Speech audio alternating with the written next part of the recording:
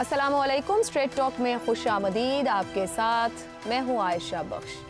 हफ्ते की रात गए सुप्रीम कोर्ट के फैसले की बाज़गश्त अभी तक मुल्क भर में सुनी जा रही है। अदालती फैसले में कहा गया है कि इलेक्शन कमीशन 2021 से पीटीआई को पार्टी इंतखाबात करवाने का कह रहा है। पेशावर हाई कोर्ट को लाहौर हाई कोर्ट में ज़ेर इल्तिवा मुकदमे के बारे में नहीं बताया गया। अदालत ने कहा कि पीटीआई ने बादिउन नज़र में इंतखाबात होने के कोई शवाहिद ही नहीं दिए। इलेक्शन कमीशन ने इसी बिना पर 13 दीगर जमातों के खिलाफ भी कार्रवाई की, जबकि एक पार्टी ऑल पाकिस्तान मुस्लिम लीग का वजूद ही खत्म कर दिया गया। फैसले में लिखा गया है कि पार्टी आइन के मुताबिक इंट्रा पार्टी इलेक्शन न करवाने पर इलेक्शन कमीशन इलेक्शन एक्ट के सेक्शन 215 के तहत कार्रवाई का मजाज है। इलेक्शन एक्ट के सेक्शन 209 की खिलाफ वर्जी होगी तो इलेक्शन एक्ट के सेक्शन 215 के तहत इलेक्शन कमीशन कार्रवाई करेगा। सुप्रीम कोर्ट के इस फैसले पर आईनी हलकों में दो तरह की आरा पाई जाती हैं। एक हलके की राय में ये फैसला पीटीआई की अपनी गफलत का नतीजा है। इसे इंट्रा पार्टी इलेक्शन के लिए आईनी और कानूनी निकात पर अमल करना चाहिए था। दूसरी तरफ ऐसी आवाजें भी मौजूद हैं जिनका मौक़िफ़ है कि सुप्रीम कोर्ट के इस फैसले में आइन के आर्टिकल 17 को सामने नहीं रखा गया, जो शहरियों को सियासी जमात बनाने की इजाज़त देता है। यह हल्का सुप्रीम कोर्ट के फैसले की को ज़रूरत से ज़्यादा शदीद और कड़ी सज़ा से ताबीर करते हुए बुनियादी हुकूक के लिए बहुत बड़ा दचका करार देता है। इस फैसले के सियासी मुज़म्मरात के साथ साथ कानूनी इबहाम को भी सामने लाया जा रहा है। जैसे इलेक्शंस एक्ट का सेक्शन 208(5) कहता है कि अगर कोई सियासी जमात मुकर्ररा वक्त के अंदर इंट्रा पार्टी इंतखाबात करवाने में नाकाम रहती है तो उस पार्टी पर जुर्माना लागू होगा। कानूनन दानिस्ता तौर पर सेक्शन 208 में मजीद सजाएं शामिल नहीं की गई, लिहाजा पीटीआई के खिलाफ इलेक्शन कमीशन की कार्रवाई को कानूनी मैंडेट से बालातर करार दिया गया है। मजीद बरां 2017 इलेक्शन एक्ट का सेक्शन 215 सिर्फ पार्टी को इस चीज का पाबंद करता है कि वो बस एक सर्टिफिकेट जमा करवा दे कि उसने कानून और अपने पार्टी आइन के मुताबिक इंट्रा पार्टी इंतखाबात करा दिए हैं। इस फैसले का जो भी आइनी या कानूनी जवाज हो, मगर ये बात तय है कि ये फैसला बड़े सियासी असरात मुरत्तब करने जा रहा है, वो भी ऐसे वक्त में जबकि इलेक्शन में चंद हफ्ते बाकी हैं। इसी मामले पर पैनल की राय आपके सामने रखेंगे। पैनल में हमारे साथ हैं हसन निसार, इफ्तिखार अहमद, जैगम खान और अबसार आलम साहब। आप चारों का बहुत शुक्रिया। प्रोग्राम का पहला सवाल आप सबके लिए। इलेक्शन एक्ट के सेक्शन 215 के तहत पीटीआई बल्ले से महरूम, सुप्रीम कोर्ट का फैसला। तारीख इस फैसले पर फैसला करेगी। बैरिस्टर अली जफर, तारीख में इंतखाबी निशान के फैसले को कैसे याद रखा जाएगा? इफ्तिखार साहब। देखिए, याद है कि ये फैसला है, इसमें पीटीआई बतौर जमात रिव्यू या अपील में जाएगी, देखना है कि वहाँ पे क्या होता है। अब तक जो हमारे सामने कानूनी मसला आया है उसमें तो ये नज़र आता है कि वादुल नज़र में पाकिस्तान तहरीक इंसाफ के वकला अपने केस को सही तौर पे प्लीड नहीं कर सके और काफ़ी हद तक उन्होंने इसको सियासी बनाने की कोशिश की। अगर आप उस रोज़ की कंक्लूडिंग जो रिमार्क्स हैं वो सुने तो वो साफ बता रहे हैं कि वो सियासत की बात कर रहे हैं और उनको पता था कैमरे चल रहे हैं और ये लाइव ब्रॉडकास्ट है, तो अपनी बात को पहुंचाना चाह रहे थे। कानूनी नुक्ते नहीं थे वो, तो नतीजे में एक फ़ैसला आ गया। अब जो अहम सवाल है आपका वो है कि सियासी मुज़मरात, सियासी असरात, तमाम के तमाम लोग जिनका तल्लुक़ पीटीआई से था, जिनकी फ़हरिस्तें पीटीआई ने इस फैसले से एक रोज़ पहले जारी कर दी थी, कौमी असम्बली की और सूबाई असम्बली की, वो मौजूद हैं। वो तमाम के तमाम लोगों को निशान नहीं मिला बल्ले का, उनको मुख्तलिफ निशान दे दिए गए हैं। अब उन निशानात पे इलेक्शन लड़ेंगे। मैं एक बात पहले भी आपके प्रोग्राम में कह चुका हूँ कि अगर मैं अपने इलाके में एक सियासी काम करता हूँ तो लोग मुझे जानते हैं कि मेरी सियासी वाबस्तगी क्या है। अगर उनकी लॉयल्टीज़ मेरे साथ हैं, अगर वो मेरे सियासी पैगाम से मुतासर हैं और उसके हामी हैं, तो वो मेरे साथ ही खड़े रहेंगे, ख़्वाह मेरे पास निशान कुछ हो। इसमें ज़्यादा से ज़्यादा 5 या 6% फ़र्क पड़ सकता है, और वो भी इस नुक्ते पे कि ये हमारे लोग अनपढ़ हैं, वो एक निशान के हवाले से तो लोगों को शनाख्त करने में आसानी महसूस करते हैं। अगर वो निशान नहीं होगा तो उनको आइडेंटिफाई करने में दिक्कत होती है। लेकिन ये नफ़ी करते हैं सारे लोग उस हकीकत की कि क्या पाकिस्तान में आज़ाद इलेक्शन लड़ने वालों के कामयाबी हमने नहीं देखी। इफ्तिखार साहब, आप हमारे प्रोग्राम में बहुत बार ये बात कह चुके पहले कि बल्ले से महरूम इतनी बड़ी जमात को नहीं होना चाहिए जिसके इतनी बड़ी तादाद में वोटर मौजूद है। 18 के इंतखाब को जीत कर वो आगे आई। इतनी बड़ी तादाद में जब वोटर जो है उसके लिए एक मायूसी की बात है जो बल्ले के साथ अटैच है। जो लोग इलेक्शन लड़ने जा रहे हैं वहाँ फ्लोर क्रॉसिंग की आसानी बहुत मुझे बात करने देती तो शायद फ्लोर क्रॉसिंग का भी जवाब मैं आपको अपने सवाल में दे जाता। मैं तो आप ही ने कहा ना, आप समझते थे कि नहीं, मैं समझता हूँ, मतलब बिल्कुल हकीकत है जी। अब वो लोग इलेक्ट हो जाते हैं जिस किसी भी निशान पर, उनको कोई ऐसी दिक्कत नहीं है। हाँ, मैं ये माने लेता हूँ कि 5-7% वोट उनका कम हो सकता है, कि मैं सिर्फ इसलिए मान रहा हूँ कि मैं इस बहस में शामिल हूँ। जब वो इलेक्ट होकर आ जाएंगे तो दुनिया की कोई ताकत उनको पीटीआई में जाने से नहीं रोक सकती। कोई आइन नहीं रोकता, कोई कानून नहीं रोकता। जो नुकसान उनको हुआ वो असल में अक़लियतों की नशिस्तें और ख़वातीन की नशिस्तों को उनको हुआ, ये हकीकत है। लेकिन ये जो तासर सारे मुल्क में दिया जा रहा है कि वो कुछ कर ही नहीं सकते, नहीं, मैं नहीं मानता। अगर उनकी कमिटमेंट है, उनके वोटर्स की उनके साथ कमिटमेंट है, जो मैं समझता हूँ होनी चाहिए, जिस तरह मुझे बताया जा रहा है मुसलसल सोशल मीडिया के ज़रिए, तो फिर मैं इस बिना पे मामलात को किसी ऐसी तरफ ले जाना कि और बंद गली में चले जाएं मुनासिब नहीं होगा।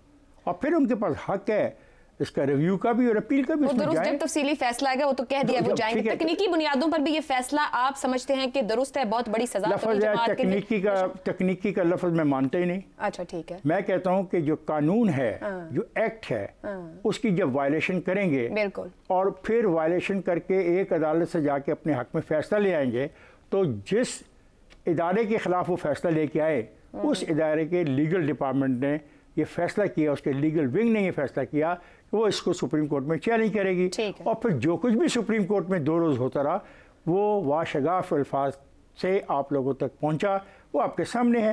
आप भी तो फैसला करने वालों में शामिल है या नहीं?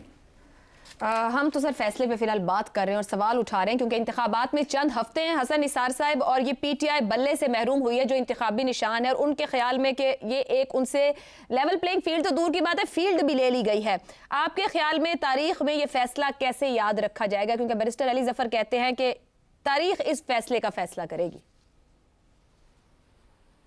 तारीख तो पाकिस्तान की पूरी तारीख के बारे में जो फैसले करेगी वो बड़े काबिल दाद होंगे। अगले सवाल के हवाले से बात करूंगा। इफ्तिखार के सैर हासिल, हाईली टेक्निकल, साउंड, बिल्कुल जैसे इंजीनियर बात करता है तबसरे के बाद, जिससे मैं मुत्तफिक हूँ। मेरी गुजारिश ज़रा मुख्तलिफ है। लोग कहते हैं कि मुश्ताक यूसुफी, कर्नल शफीकुर रहमान जो बाद में जनरल होकर रिटायर हुए, और कर्नल मोहम्मद ख़ान हमारे अजीम तरीन मिज़ाह नगार हैं 75 साल तारीख़ में। मेरा ख्याल है आज के बाद लोग इलेक्शन कमीशन को इस हवाले से याद किया करेंगे और सरे फहरिस्त रखेंगे। दूसरी तरफ रंगीला, मुनव्वर ज़रीफ, नन्ना, एक नज़र साहब हुआ करते थे मेरे बचपन में, मुईन अख्तर, लहरी जैसे कॉमेडियंस भी किस्सा पारी ना हो जाएंगे। देखिए बात सुने, हम बहुत ढोंगी किस्म के लोग हैं। मुझे एक बात की समझ नहीं है, इलेक्शन करा लो, बोले क्या इलेक्शन करा लो? Minus Bhutto, what is Peoples Party, minus Nawaz Sharif. मैं ये नहीं कह रहा ये शरीफों का खानदान, नो, माइनस नवाज शरीफ। अब तो ये पहले ही ख़त्म हो चुके हैं, जितने रह गए हैं वो भी आप देख लोगे। माइनस नवाज शरीफ और minus Imran Khan, what is ये ढोंग शोंग हैं, मदाकारी करते हैं, ह्यूमन राइट्स वाला नाटम खाना, वेस्ट के फेंके हुए निवाले खाने वाले लोग हैं हम। सो उस एतबार से मेरे नज़दीक ये हमारी जो कॉमेडी है नेशनल लेवल पे, कॉमेडी महंगाई को भी बीट कर गई।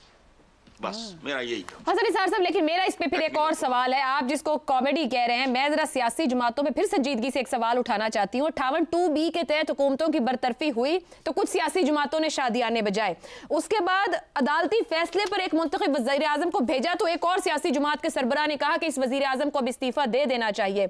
आज एक बड़ी सियासी जमात इंतखाबात से आउट हो रही है और दूसरी तरफ एक जमात शादियाने बजा रही है। क्या सियासी जमातें वाकई इतनी सादा हैं कि फिर आपकी जबान में मैं कहूँ सियासत में कॉमेडी कर रही हैं इस मुल्क के लोगों के साथ? एक अरसा हो गया हमें और आपको आपस में प्रोग्राम करते हुए, वो पिछला चैनल हम इकट्ठे थे, मैंने कभी सियासत को सियासत नहीं कहा, ना तस्लीम किया है, ना इस जमहूरियत को मैंने कभी जमहूरियत माना है और तस्लीम किया है। ये टोटल फ्रॉड है, एक बहुत बड़ा। पृथ्वीराज मुगल आजम बना हुआ है बस। लेकिन बहरहाल खास तरह के लोग हैं लगे होंगे, सियासत तो सियासतदान, और ये इस तरह के होते हैं जोकर। ठीक, सियासतदान उगालदान, वो तो अपना काम करता है, ये नहीं करते। तो मैं तो इनको सियासतदान, सियासत में जमहूरियत शमूरियत, तो all this fake fraud as per I am concern, खत्म। असल ये जो आपने कहा, ये आप सबके बारे में कह रहे हैं ना, उगालदान है ये सारे। तो मैंने को नाम लिया, मैं पूछना चाह रहा था, वजाहत चाह रहा था। नहीं, टेक्निकली स्पीकिंग मेरे जुमले को अगर कोई नसर निगार पढ़ेगा तो वो क्या कहेगा? तो सब वो अंग्रेजी समझने वाला पढ़ेगा तो वो कहेगा it is the sweeping statement. मैंने कोई एक्सेप्शन रखी है बीच में? नहीं, आई एग्री। मैं तो आई जस्ट वांटेड कि आप एक दफा इसको दोहरा दें ताकि मुझे समझ आ जाए कि सारे के सारे उगाल दोहरा दिया है ना भाई। ठीक हो गया जी, आपका पॉइंट आ गया। थैंक यू, शुक्रिया आपका बहुत। बहरहाल आप लोग तस्लीम करें ना करें, मुल्क में पार्लिमानी जमहूरियत है, पार्लिमानी निजाम है, सियासतदान सियासत कर रहे हैं, सीखेंगे कब, ये एक अलहदा सवाल है। ज़ैगम साहब आपकी तरफ आऊंगी। सवाल कुछ मुख्तलिफ अंदाज में जो हसन साहब से रखा था कि मैं नविश्ते दीवार की बात कर रही थी कि हम सीखते क्यों नहीं है। 58(2)B थी या 62(1)F था। मुंतखब असम्बलियां बरतरफ हुई या वज़ीर आज़म को भेजा गया। अब इंतखाबात से पहले एक सियासी जमात अपने इंतखाबी निशान से महरूम हो रही है। इलेक्शन एक्ट की सेक्शन 215 क्या एक और ऐसा टूल बन गया है जो इस्तेमाल होगा हमारे इस पार्लिमानी जमहूरियत में? आपने बहुत ही अच्छी बात कही। इनफैक्ट यही बात कुछ देर पहले मैं एक और शो में कह चुका हूं कि पहले 58(2)B था जो ज़ियाउल हक लाया था और 90 की दहाई में वो चलता रहा। उसके बाद 62(1)F का फंदा, जिसे फिर सियासतदानों ने अपने लिए इख्तियार किया और जारी रखा, और ये तीसरा फंदा है, और ये भी उसी तरह का फंदा है। और ये सियासी जमातें जो आज उछल कूद रही हैं और खुशी मना रही हैं, कल यही फंदा इनकी गर्दन भी नाप रहा होगा। देखिए हकीकत क्या है, हम 2-3 अंदाज में इस मसले को देखते हैं। हकीकत ये है कि पाकिस्तान की किसी भी पार्टी में जमहूरियत नहीं है अंदरूनी। दुरुस्त। जमात इस्लामी को एक एक्सेप्शन समझा जाता है, उस पर एक तफसील पर गुफ्तगू हो सकती है, वो अलग बात है, मेरी एक और राय है उस पर। किसी के अंदरूनी जमहूरियत नहीं है।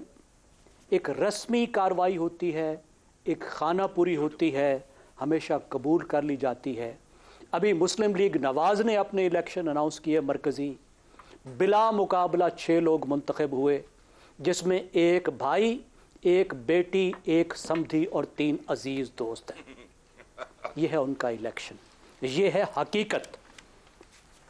दूसरी बात क्या है कि एक पार्टी ने अपने आइन की खिलाफ वर्जी की है, पाकिस्तान के आइन की नहीं। ये गुफ्तगू नहीं चली पाकिस्तान की आइनी अदालत में, सारी गुफ्तगू ये चली कि तुमने अपने आइन की खिलाफ वर्जी की है, और यह हुआ जुर्म। सज़ा क्या है कि पाकिस्तान के 2 करोड़ लोगों को डिसएनफ्रेंचाइज कर दिया गया है, अपनी हक के राय दही से महरूम कर दिया गया। पाकिस्तान की सबसे बड़ी जमात को एक पतली गली से निकाल कर बैन कर दिया गया है। पार्टी को बैन करना पाकिस्तान के आइन के मुताबिक एक बहुत बड़ा काम है, एक बाकायदा कार्रवाई होती है, सुप्रीम कोर्ट उसको बैन करती है। आज तक सिर्फ एक पार्टी बैन हुई है, नेशनल अवामी पार्टी नैब, सन 70 की दहाई में। लेकिन इनडायरेक्ट तरीके से मुल्क की सबसे बड़ी पार्टी को बैन कर दिया गया है। वो पार्टी के तौर पर इलेक्शन में हिस्सा नहीं ले सकती।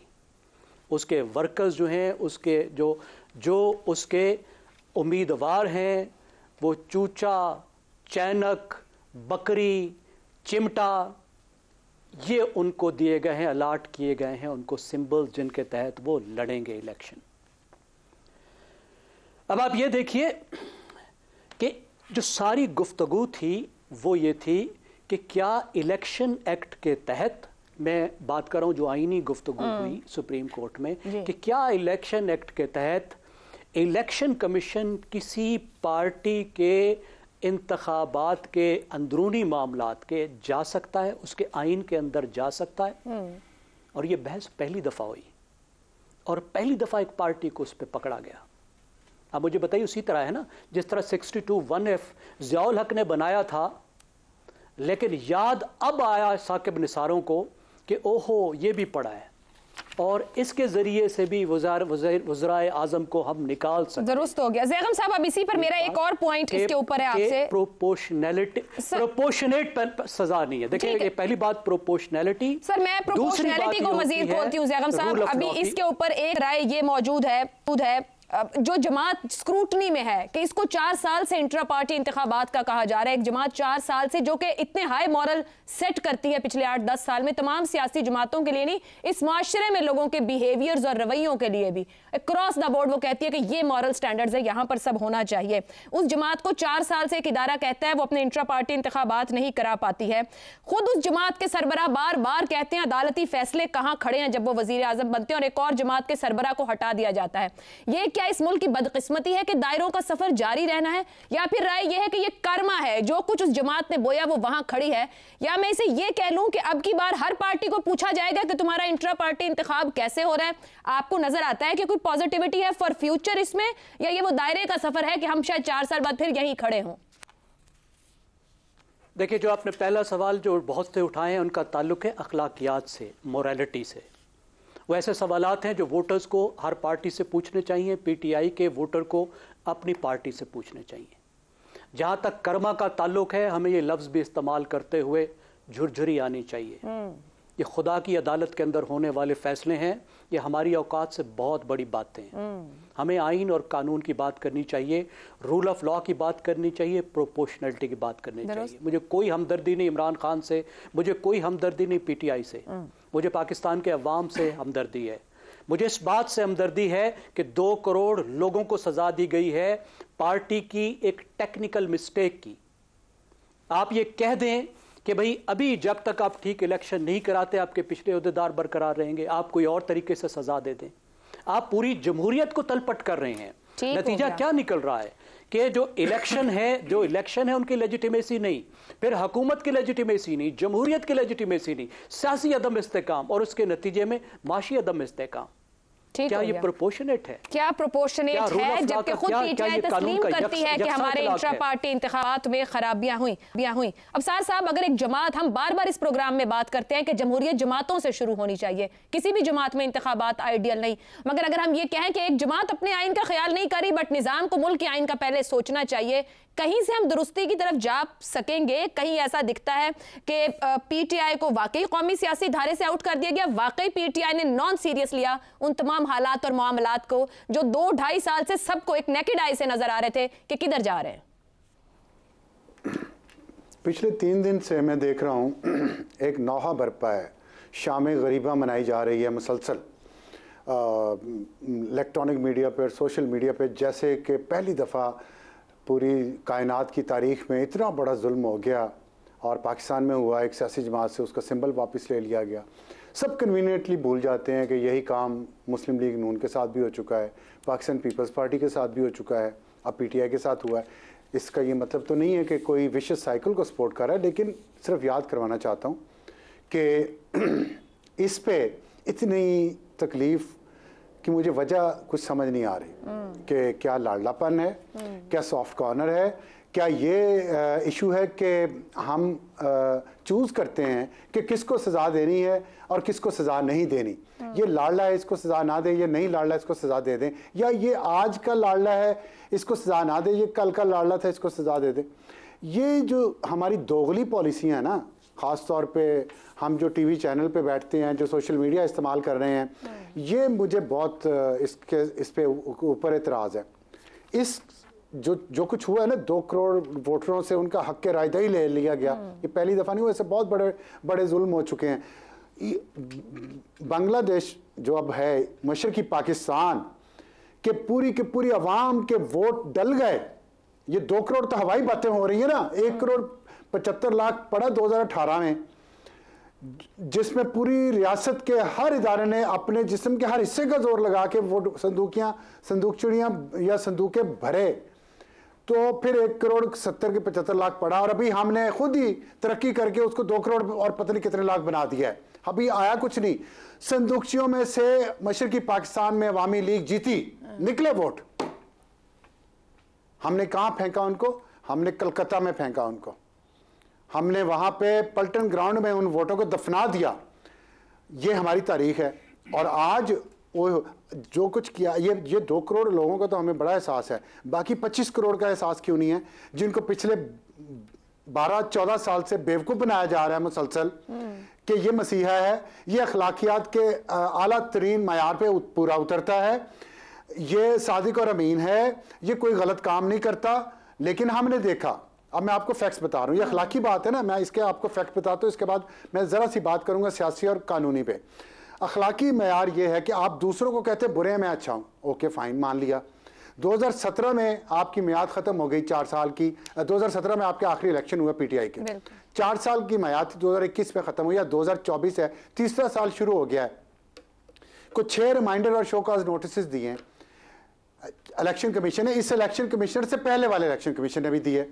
एक फ्रॉड किस्म के इलेक्शन करवाए जिसको डिसमिस कर दिया, दोबारा करवाए, ये दूसरे इलेक्शन है, इसको डिसमिस किया और इस पे वो पेशावर हाई कोर्ट चले गए और कहा कि ये हमारे हक में फैसला दे दें। इलेक्शन कमीशन का फैसला था ना, और इलेक्शन कमीशन को इख्तियार है कि वो पॉलिटिकल पार्टीज एक्ट के तहत इनका फैसला करे, वो रेगुलेटर है पॉलिटिकल पार्टीज का, वहां से इनके हक में फैसला इलेक्शन कमीशन सुप्रीम कोर्ट में गया है।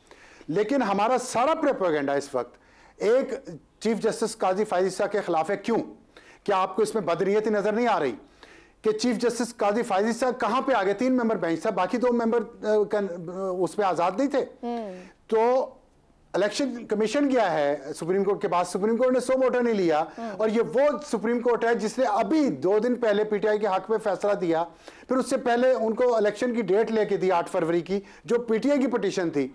तो वो सब भूल के अब काजी फायद ईसा जो है वो विलन हो गए एकदम से, क्योंकि उन्होंने कानून के मुताबिक फैसला दिया, उन्होंने सियासी फैसला नहीं दिया। और कानून क्या कहते हैं मैंने आपको बता दी, 2017 में इलेक्शन हुए थे, 4 साल बाद ड्यू थे, एक करवा चुके थे जो फ्रॉड साबित हुए, फिर दूसरे करवाए वो भी फ्रॉड साबित हुए। 2 दिन लाइव टेलीकास्ट चली है, आपने सारा देख लिया उनके वकीलों की क्या तैयारी थी।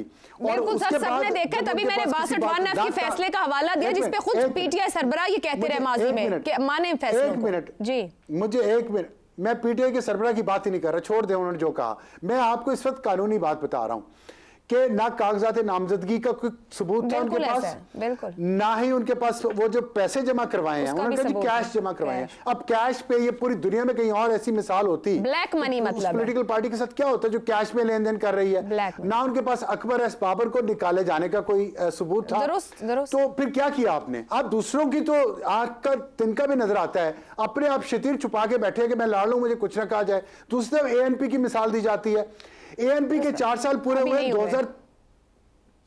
उनके 2019 में इलेक्शन हुआ, 2023 में उनके 4 साल पूरे हो गए। उनके पास अभी उन्होंने उनको 6 महीने का टाइम दिया, एक्सटेंशन दी, इनको 1 साल की एक्सटेंशन दी इसी चीफ इलेक्शन कमिश्नर ने, उनको 6 महीने की दी। ये लेवल प्लेइंग फील्ड है कि एक जमात को तो 1 साल की एक्सटेंशन दे रहे हैं, दूसरे को 6 महीने की दी है, तो इसलिए उनका मई में जाके तो ये लोगों को नजर नहीं आता इतनी इंटेलेक्चुअल डिसऑनेस्टी पे जो किए जा रहे हैं। और आखिरी बात, ये सियासी इसलिए नहीं, सियासत के इसके सियासत पे असरात गहरे होंगे इसलिए कि आप मौरूसी सियासत को तनकीद करते हैं। ये फैसला इस बात को यकीनी बनाएगा कि इंट्रा पार्टी इलेक्शन को सियासी जमातें सीरियसली लें और जो अपने आइन में लिख के देते हैं उस आइन के मुताबिक करवाएं। 2 दफा आपने फ्रॉड किया और आपके पास कोई कागज भी नहीं है, सबूत भी नहीं है, वरना को तो सुप्रीम कोर्ट क्या करे? कहती कि आपने खिलाफवर्जी की है लेकिन आप चले जाए। आपने फैसला कानून के मुताबिक दिया है, सियासी नहीं। और गालिबन इस मुल्क में सियासी फैसलों की आदा हो गई है। एक ब्रेक पे जाना है, ब्रेक से वापस आएंगे तो अगले मामले पर नून लीग की जानिब से जो इलेक्शन कैंपेन है उस पर पैनल की राय सामने रखेंगे।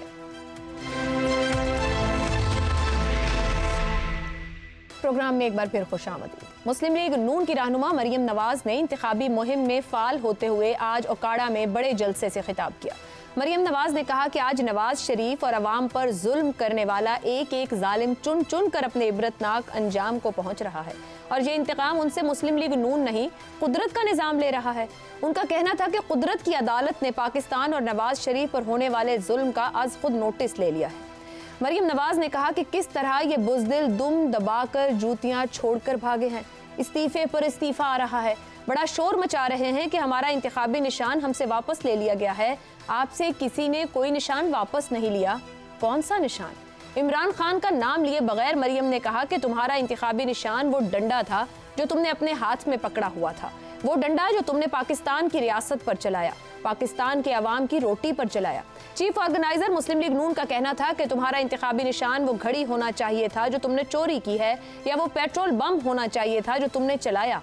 उनका कहना था कि एक दहशतगर्द जमात को सियासी जमात का इंतखाबी निशान नहीं मिल सकता। मरियम नवाज ने कहा कि इसको लाडलेपन की आदत थी, इसको आदत थी कि ये उमर अता बंदयाल जैसे बदनामे ज़माना चीफ जस्टिस की अदालत में जाता था तो वो कहता था कि गुड टू सी यू। इसको सहूलतकारी की आदत थी। उनका कहना था कि अब सहूलतकारी रही और ना वो सहूलतकार रहे। तवक्को के ऐन मुताबिक मरियम नवाज की तनकीद की तोपों का रुख बानी PTI की जानिब ही था, मगर क्या बल्ले के निशान से महरूमी के बाद भी मुस्तकबिल के बारे में ठोस प्रोग्राम और मसाइल का हल पेश करने के बजाय नून लीग की सियासत का महवर इंतखाबात तक सिर्फ PTI पर तनकीद ही रहेगा? इसी पर गुफ्तगू करेंगे। पैनल से सवाल इस तरह से, नवाज शरीफ के एम्पायर अवाम हैं, चौथी मर्तबा भी उनको इख्तिदार दिलाएंगे मरियम नवाज। एक तरफ अदालती और कानूनी रिलीफ, दूसरी तरफ मुकदमात, गिरफ्तारियां, इंतखाबी निशान से महरूमी। क्या नवाज शरीफ के एम्पायर अवाम ही हैं? हसन निसार साहब। पहले तो मैं दो जरा फालतू जुमले बोल लूं आपकी इजाजत से। मैं जैगुम साहब को एक बहुत उम्दा जर्नलिस्ट समझता था, आज पता चला ये शायरी भी कर लेते हैं और शायरी बहुत साइंटिफिक। थैंक यू जैगुम साहब। दूसरा शुक्रिया अबसार साहब का जिन्होंने सकूते ढाका का जिक्र करके मेरी मुश्किल आसान कर दी। अब चलते हैं मरियम बेगम की तरफ। अच्छा, ये जो कुछ है वो तो बिल्कुल इट इज ऑल हम्बक। अंग्रेजी का ये लफ्ज मुझे याद आ गया भूला हुआ। All this is rubbish and humbug. इल्ज़ाम जो है कि एम्पायर अवामी है, वो मैं सदके जावा, बात दुरुस्त है। जैसे अवाम वैसा ही इल्ज़ाम। जो बंदे चौथी दफ़ा बनाएंगे नहीं, 4 बार आगे शहबाज शरीफ था, 4 बार तो बन चुके। ऐसे अवाम के साथ ऐसा ही होना चाहिए। अच्छा, अब इसमें कहानी, ये सारा सवाल एक चीज़ के गिर्द घूमता है, क्या अवाम एम्पायर हैं? अवाम की औकात पे, इनकी हैसियत पे, इनकी ज़ात पे। तनवीर जिलानी मरहूम मेरा एक दोस्त था, उसका शेर सुने सकूते ढाका पे। वो क्राइंग लाइक अ चाइल्ड। उसने सकूते ढाका पे लिखा था, आयशा बीबी जी गौर से सुनना जी, समझ ना आए तो बाद में पूछ लेना।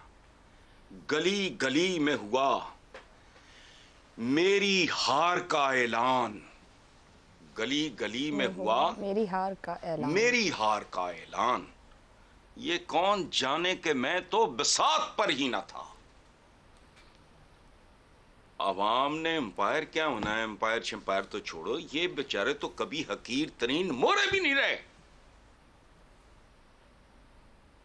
वो अभी मार रहे हो तो मुंशी रखे हुए हैं इन्होंने, इनको तो पता भी नहीं होता ये बात क्या कर रहे हैं। लेट मी अश्योर यू, किसी बुलाओ किसी हॉल में 20 मिनट कोई एक मौजूद देखे कहो 5 मिनट बोल। गूंगे लोग हैं ये, मुंशी रखे हुए हैं, वो मारते हैं अपना। उन्होंने अपनी नौकरी करनी होती है, अपने जॉब शॉप करने होते हैं, अपना रिस्क उन्होंने हलाल करना होता है या हराम करना होता है, जो भी होता है। अवाम का तो रोल ही कोई नहीं 75 साल में। इसीलिए अवाम रोल रहे हैं और इसीलिए मुल्क रोल रहा है।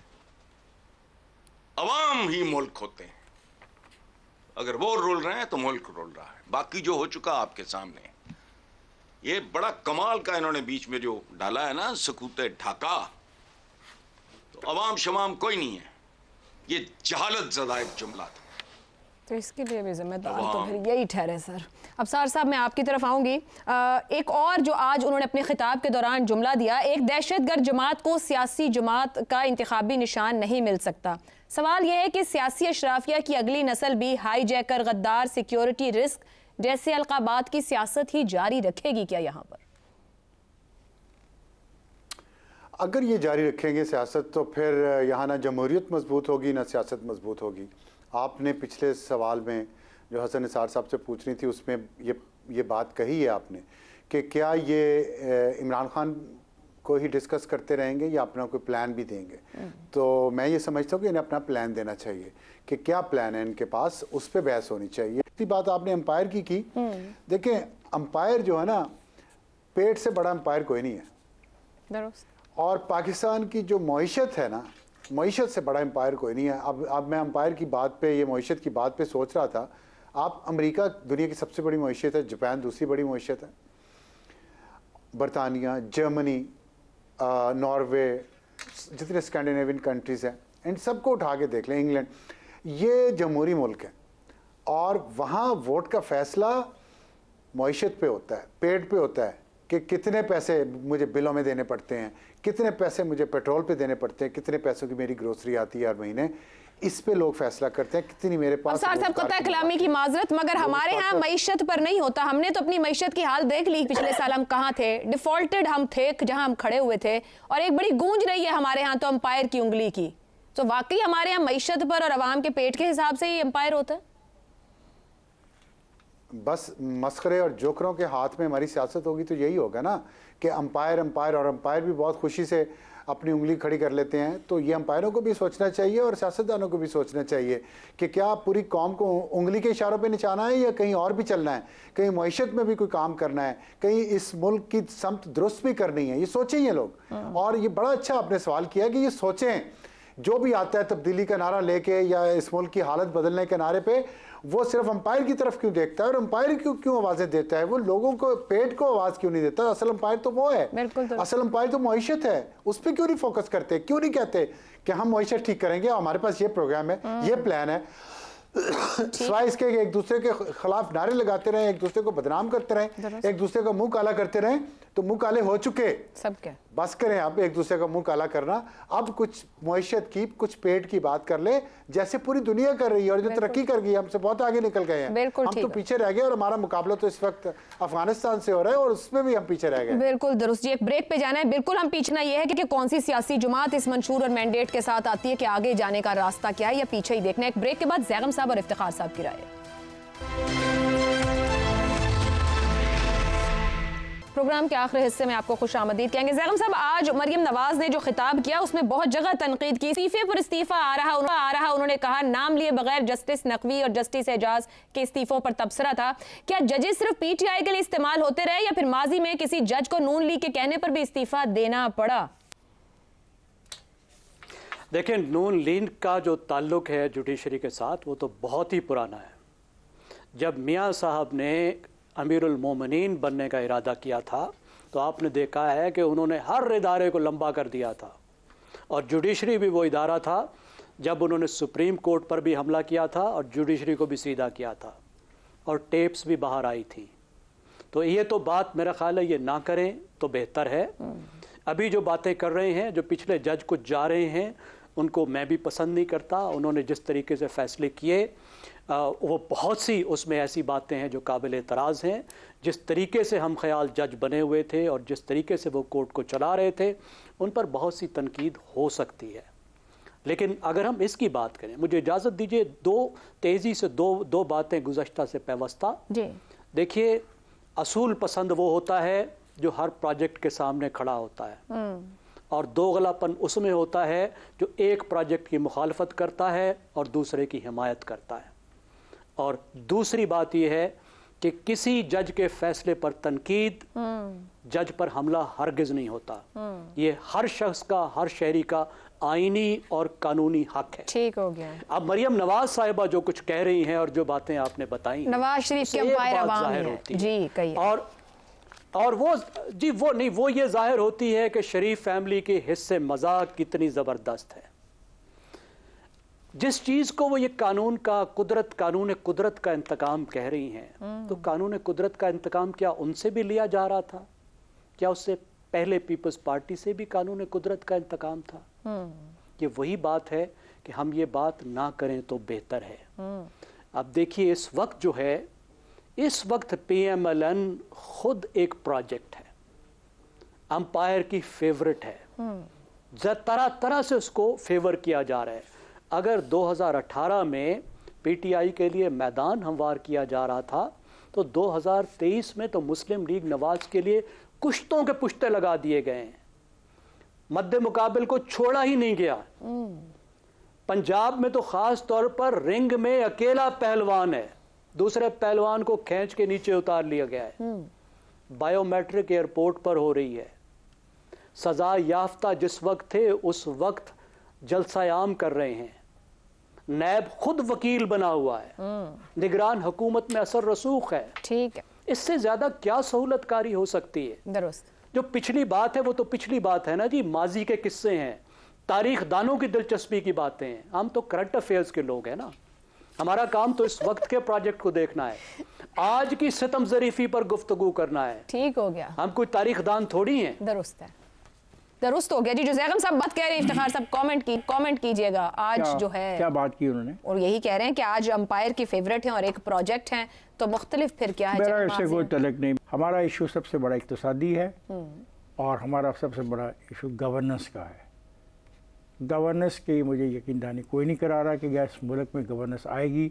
और इक्तिसादियात के ऊपर 4 सियासी जमातों ने अभी मंशूर दिए हैं, मैंने उनके मंशूरों को पढ़ा है। उसमें भी कोई ऐसी संजीदा चीज़ मैंने नहीं देखी जिससे मेरा मसला हल हो जाए। मेरा मसला है कि घी कैसे सस्ता होगा, चीनी कैसे सस्ती होगी, दवाइयाँ कैसे सस्ती होंगी, सब्जियाँ कैसे, सर प्लीज़ आप कंटिन्यू, सब्जियाँ कैसे सस्ती होंगी, रोज़गार के ज़राए कैसे बेहतर बनेंगे, अस्पतालों में दवाई मिलेगी नहीं मिलेगी, शहरों को गवर्न कैसे किया जाएगा, और पूरा का पूरा ढांचा जो खोखला हो गया, इस ढांचे को संभाला कैसे जाएगा। जब ये बात होगी तो मुझे समझ आ जाएगी कोई मेरी बात कर रहा है। तो कोई टॉप सीक्रेट है, वो बताते क्यों नहीं है कैसे? इसलिए कि उनकी तैयारी कोई नहीं है उस मामले में। उनके पास कोई ऐसा निज़ाम नहीं उन्होंने वज़ा किया कागज़ों पर ही इवन, कि जो मुझे कन्विंस कर सके। देखना, ये मेरा सवाल का, आप इस सवाल का मजाक उड़ाते हो। मैं कहता हूँ मुझे कोई सियासी पार्टी ये बताए कि चीनी की कीमत कैसे वो करेगी, कोई तरीका बताए। गन्ने का रेट यही होगा, काश्तकार को नुकसान ना हो, मुझे गन्ने की जो काश्त है उसको नुकसान नहीं देना, मुझे अपनी चीनी भी नहीं प्लान देना।